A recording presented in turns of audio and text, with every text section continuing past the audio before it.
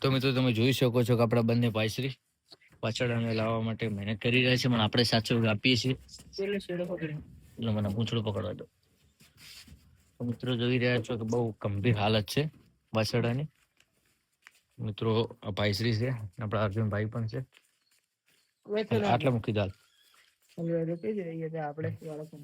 તમે જોઈ રહ્યા છો કે પાન પણ નથી તે વાછરડાને. તો મિત્રો આપણે ઇમરજન્સી ડોક્ટર બોલાવી અને તેની સારવાર કરીશું. અને અબિયાલે એક રાધાકૃષ્ણ એમ્બ્યુલન્સમાં ગૌમાતા આવે છે, તેમને પણ આપણે આજે પહોંચી જગ્યા છે તે જગ્યા ઉપર લઈ અને તેમને પણ ડોક્ટર ઇમરજન્સી બોલાવીને સારવાર કરવાની છે. તમારા આવા નવા વિડીયો આવતા રહેશે, તો અમારા વિડીયોને બને એટલા શેર કરજો. અને એક વાછરડું બીજું પણ છે, એ આપણે નેક્સ્ટ ટાઈમ બતાવીશું. જય ગૌ માતા, જય દ્વારકાધીશ, જય શ્રી રામ, જય ભવાની, જય ગૌરક્ષક.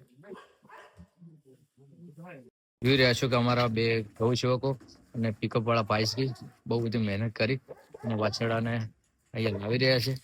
તો મિત્રો આપણે વાછરડું જે બીજું આપણે બતાવવાનું કહેતા હતા નેક્સ્ટ ટાઈમ, તો અબિયાલ બતાવી દીધું, તમે જોઈ શકો છો.